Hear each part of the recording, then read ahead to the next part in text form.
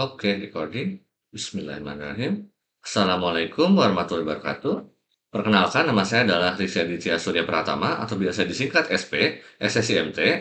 Lalu di video kali ini saya akan bahas mengenai mata kuliah Teknologi Minyak dan Lemak disingkat TML, pertemuan ke-14. Di pertemuan kali ini, saya akan membahas mengenai pengembangan produk-produk yang berbasis minyak dan lemak. Jadi lebih ke inovasi produknya gitu untuk di materi kali ini. Oke, kira-kira itu inti dari video materinya. Berikutnya, saya akan berikan salah satu video mengenai event yang cukup menarik ya, yaitu Fats and Oils at the IFT 14 Food Expo.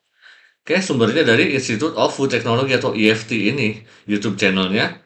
Ya, yang intinya tentang acara IFT 14 ini, Food Expo, mengenai Fats and Oil. Seperti apa acaranya? Mari kita lihat saja ya. Hi, I'm Mary Ellen Kuhn. Fats and oils are essential ingredients for the flavor and texture of foods, but having better for you options available is critical to the health of the population. So ingredient makers are working hard to deliver fats and oils with improved nutritional profiles. Let's chat with two exhibitors that are showcasing novel products at the 2014 IFT Food Expo. My name is Dilip Nakasi. I'm the Director of Innovation for Bunge North America Bunge Oils Division. What our customers are concerned with when they are looking at the health and wellness initiatives, especially looking at the fats and oils, and in terms of saturates, in terms of polys and monos, the balance between the two fatty acids, and also looking at the hydrogenation, partial versus fully hydrogenation. What would be the implication when the partial hydrogenation disappears or goes away? How do we manage or mitigate that in terms of product development and application? That's what we're hearing from our customers. There is a lot of what Bunge does in terms of health and wellness, not only from the shortening aspect of, but also on the liquid oil perspective. We're looking at the structural lipids. We're looking at bringing the nutritional health aspect of it to to our consumers. Our structural lipids are, which has phytosterols in there. We have a CLA variants of it. We're also demonstrating those products here. We're really focused on bringing our pedestal up in terms of nutrition and health and bringing the picture to the lipids and fats and oil industry that lipids are not completely bad for you. You can use the chemistry, you can understand what the important aspect of is and bring them into the forefront and show the consumers that you can use the food which is containing these essential fatty acids in combination with other things that are bringing the functionality to the products and be able to deliver a healthy product. The product prototypes we are showcasing here are, we call it saturate sparing technology, which is basically reducing the saturates in our products. And also we're introducing products with reduced sats as well as no hydro products. We're also showing the Delta Oil structural lipids that are healthy and health wellness initiatives. We've done clinical studies and showing the reduction of LDL, reduction of total cholesterol, and maintaining the healthy HDL as well as maintaining the weight. We have the clinical studies done on those oils that's all showcasing here. I'm Susan Knowlton and I'm a Senior Research Manager with DuPont Pioneer. And Plenish is a high oleic soybean oil that we developed specifically for the food industry to move away from partially hydrogenated fats. Any application that will present an environment where an oil will go rancid typically is a good application for Plenish. The food industry has had a lot of difficulty getting away from partially hydrogenated oils for baking applications in particular because of the need for solid fat. And because it's a very stable oil, it provides a high stability liquid base to which you can add solid fat fractions for making lower saturate shortenings. I'm Dave Tegeter. I'm the Senior Marketing Manager for the DuPont Plenish venture in Johnston, Iowa. We are introducing Plenish high oleic soybeans to the U.S. market, and it really is the reinvention of soybean oil. One of the problems with soybean oil is that, as Susan explained, is very high in polyunsaturated fat, but it goes rancid very quickly. And so the U.S. soybean industry has lost roughly 4 billion pounds of business in the edible food market because in the old days we used to hydrogenate soybean oil, but that created trans fats. And obviously with trans fat labeling, people wanted to move away back to basically a liquid oil without trans fat, which left you at the base oil, and so it didn't have the stability. What we have done is basically put that stability back into the soybean. This is really going to allow soybeans to compete with those more stable oils, such as sunflower and canola. Being a high oleic oil, we have 75% oleic acid, or monounsaturated fat, so it's very heart healthy, along with delivering the functionality that a food manufacturer is going to need for extended shelf life, or if I'm a dry mix, that it's not going to go rancid over time. Sangat menarik ya. Jadi itu adalah cuplikan dari event IFT 14 Food Expo ini, khususnya mengenai fats and oil gitu. Jadi intinya sih video ini membahas tentang berbagai produk yang berbasis minyak dan lemak yang dipamerkan di IFT 14. Produk-produknya termasuk minyak goreng, margarin, mentega, dan juga produk olahan susu lainnya gitu. Jadi di situ juga dibahas tentang tren terbaru dalam industri minyak dan lemak, seperti contohnya penggunaan minyak nabati yang lebih sehat dan pengembangan produk dengan kandungan lemak trans yang rendah gitu. Yaitu tadi high oleic soybean oil tadi gitu. Jadi video ini sangat relevan dengan pengembangan produk berbasis minyak dan lemak karena menunjukkan berbagai jenis inovasi dan tren terbaru di industri ini gitu. Dimana di sini juga ditunjukkan bagaimana perusahaan-perusahaan makanan itu menggunakan minyak dan lemak untuk menciptakan produk-produk yang lebih sehat dan juga lebih lezat. Gitu. Oke, next saya masuk ke materinya. Nah ini penggunaan minyak dan lemak dalam produk pangan. Jadi fungsi utama minyak dan lemak sudah pernah saya jelaskan juga sebagai medium transfer panas dan juga sebagai peningkatan untuk tekstur, rasa, dan juga stabilitas produk. Nah, jenis minyak dan lemak ini ada yang nabati, ada yang hewani, ada yang alternatif. Nah, ini akan saya jelaskan. Jadi kalau nabati kan sudah saya jelaskan juga, contohnya minyak kelapa sawit, minyak zaitun, dan minyak canola. Kalau yang hewani, kalau ini kan nabati dari tumbuhan, kalau yang hewani dari hewan, contohnya lemak susu atau lemak babi gitu ya. Lemak sapi juga sih. Lalu alternatifnya sekarang yang untuk yang modern, ada minyak alga seperti di gambar ini ya, vegan omega 3 algae oil with DHA atau minyak biji anggur. Ini merupakan salah satu inovasi produk khususnya yang berbasis minyak dan pangan gitu di bidang pangan ya. Minyak dan lemak di bidang pangan, maaf. Jadi untuk minyak alga ini itu adalah minyak nabati yang dihasilkan dari mikroalga. Minyak ini populer karena kandungan nutrisi yang tinggi dan juga keberlanjutannya sebagai bahan baku. Minyak biji anggur juga cukup baru ya. Ini dihasilkan dari biji anggur sesuai namanya, yang merupakan hasil sampingan dari industri anggur gini. Jadi minyak biji anggur ini memiliki sifat yang serbaguna, bisa untuk aplikasi kuliner, untuk produk pangan, ataupun bisa sebagai kosmetik.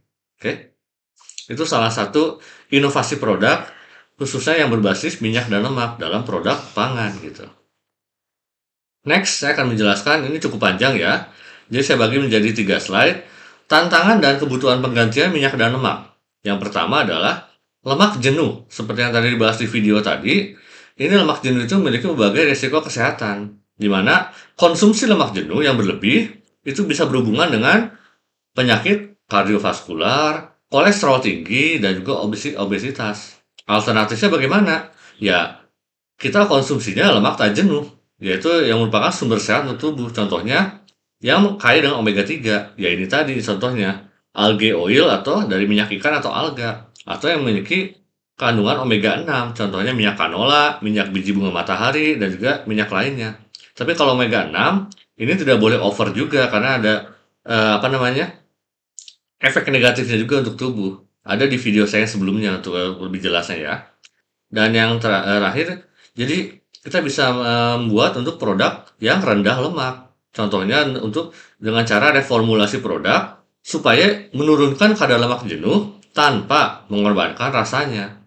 Itulah utamanya di tantangan utamanya dan bagaimana kita bisa membuat produk yang kadar lemak jenuhnya turun tapi rasanya tetap.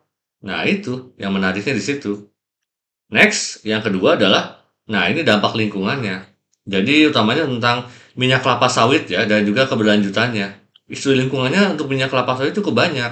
Yang pertama, minyak kelapa sawit kan butuh deforestasi, di mana kita mengkonversi hutan untuk perkebunan kelapa sawit, penggundulan hutan kan seperti jatuhnya.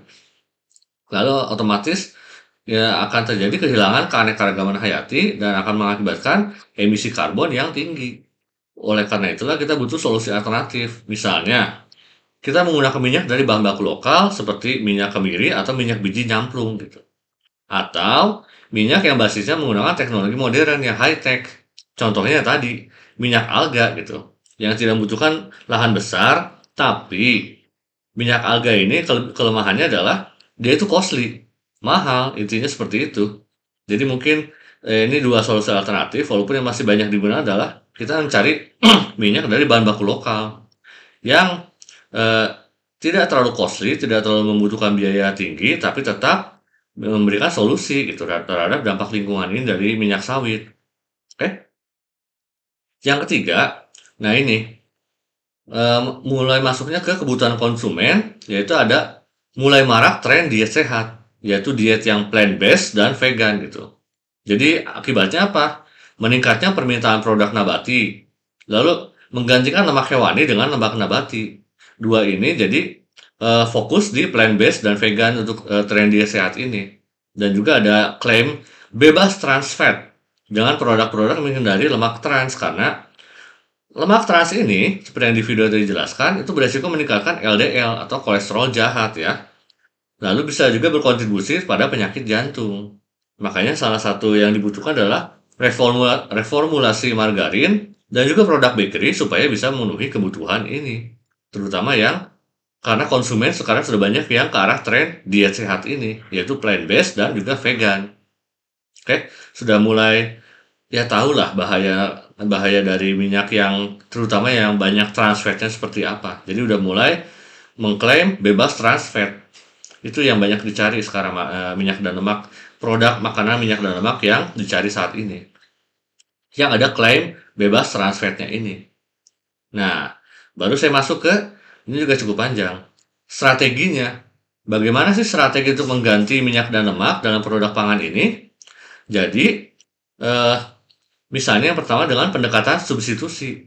Misalnya substitusi minyak nabati rendah lemak. Jadi kita mengganti minyak yang banyak dengan lemak transnya ini dengan minyak nabati yang rendah lemak. Contohnya, ini kita mengganti minyak dengan kandungan lemak jenuh tinggi ya, seperti minyak kelapa dengan minyak kanola, minyak zaitun, atau minyak bunga matahari, di mana memiliki manfaatnya. Yang pertama, menurunkan kandungan lemak total, karena ini termasuk yang kandungan lemak jenuhnya itu rendah gitu, bebas atau mungkin bebas trans fat ini. Dan yang kedua, tentu saja meningkatkan kualitas gizi produk. Karena lemak jenuhnya rendah, otomatis gizinya pun akan lebih baik gitu dibandingkan minyak biasa atau minyak kelapa yang biasa ini gitu. Itu dengan substitusi. Yang kedua, dengan menggunakan emulsifier. Apa itu emulsifier?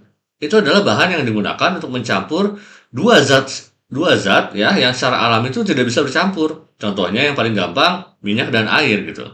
Jadi dalam produk pangan, emulsifier ini berperan penting dalam menciptakan tekstur yang stabil dan juga menarik. Fungsinya ini sudah saya bahas tadi, meningkatkan stabilitas emulsi dalam produk makanan, jadi membentuk emulsi ya, dan yang stabil gitu. Dan juga mengurangi kebutuhan lemak tanpa mempengaruhi teksturnya gitu. Contohnya, di produk bakery itu kita menggunakan emulsifier untuk menggantikan sebagian lemak padatnya. Di saus, ini juga emulsifier digunakan untuk meningkatkan tekstur krim tanpa tambahan lemaknya gitu. Jadi bagaimana cara supaya kita lemaknya tetap tidak bertambah, tapi teksturnya bisa dipertahankan, yaitu dengan menggunakan emulsifier ini gitu. Nah, next adalah ya ini terakhir, strateginya untuk yang penggantian minyak dan lemak ini ya dengan teknologi baru, inovasi-inovasi baru yang bisa misalnya untuk memodifikasi struktur lemak. Jadi menggunakan teknologi enzimatik supaya kita bisa modifikasi struktur si lemak. Supaya apa? Jadi kita ini pakai enzimnya itu diubah struktur lemaknya supaya bisa menghasilkan produk baru dengan profil asam lemak yang lebih sehat. Misalnya yang tadi, bebas trans fat. Tetap kembali ke bebas trans fat ini. Ya. Jadi aplikasinya contohnya adalah produk margarin rendah yang produk margarin yang rendah trans fat, lalu untuk modifikasi lemak untuk penggunaan dalam roti gitu. Jadi kita bisa memodifikasi lemaknya supaya rendah trans fat gitu ya. Lalu yang kedua adalah teknologi nano untuk efisiensi minyak. Jadi kita menggunakan nanotech untuk meningkatkan penyebaran minyak dalam produk pangan dan nantinya bisa mengurangi kebutuhan minyak dengan hasil yang sama secara sensoriknya. Jadi kalau dari uji sensorik bisa mengurangi kebutuhan si minyak ini gitu karena kita menggunakan nanotech ini gitu. Contohnya kita membuat produk susu yang rendah lemak. Lalu juga bisa menggunakan nano emulsi dalam dressing salad supaya rasanya itu lebih lembut, lebih soft gitu. Itu menggunakan nanoteknologi ini yang terbaru. Kira-kira seperti itu. Beberapa strategi penggantian minyak dan lemak dalam produk pangan. Oke? Oke, terima kasih banyak sudah menonton video ini sampai akhir. Jangan lupa klik like, subscribe, dan juga komen ya di video saya ini. Wassalamualaikum warahmatullahi wabarakatuh.